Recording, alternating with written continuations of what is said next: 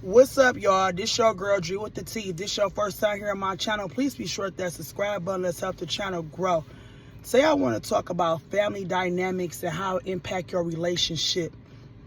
A lot of people don't feel like that the way a person was living, their family dynamics and their lifestyle prior to coming into your relationship can impact your relationship, but it absolutely can. Especially if they do not want change. If they are accustomed to living a certain type of way and they was raised up a certain type of way and they chose to adapt to that way they was brought up, it can interfere and impact your relationship.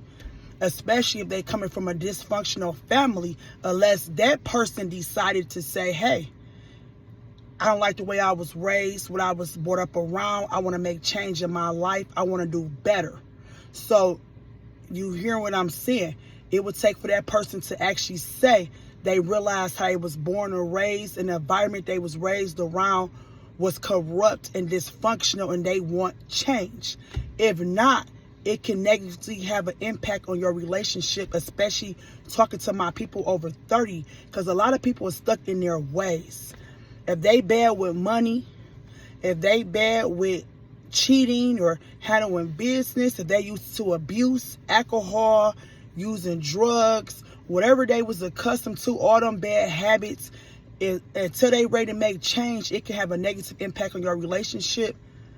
And it can become a very toxic, dysfunctional relationship, especially if you were a person that's looking to do better and you want better in your life. That person can bring all that toxicity onto you and you will find yourself taking on that person's problems unless you decide to remove yourself from that toxic situation, or that person is willing to change and realize the way they was accustomed to living was dysfunctional and toxic. But they have to realize they want better for themselves. Ain't nothing you can do with that type of person until they won't change. And just having an irresponsible partner or a toxic, dysfunctional partner can ruin your life if they do not decide to get help. It can ruin your life because you can find yourself being codependent and an enabler to their toxic behavior, and it's going to bring you down. And I don't watch people wiped out their whole bank accounts, lost houses, lost cars, or trying to help and love somebody else and not putting themselves first. Don't let that be you. If you notice the person you're with, whether it's your significant other or you are married or just in a relationship, not doing healthy habits that you are accustomed to, it's okay to sit down and talk to that person, address the issue with that person. If they don't want to take no accountability and get themselves help, because sometimes they don't know. They've used to living in dysfunction and toxic situations to the point they have got accustomed. And sometimes it's not their fault if they unaware, if they don't have any insight to what they're doing. But when you come and sit down and address those issues with that person and they refuse to get help and they refuse to make change, you have to make a decision, them or you. Because if you continue to stay in that situation, you're going to get bored down.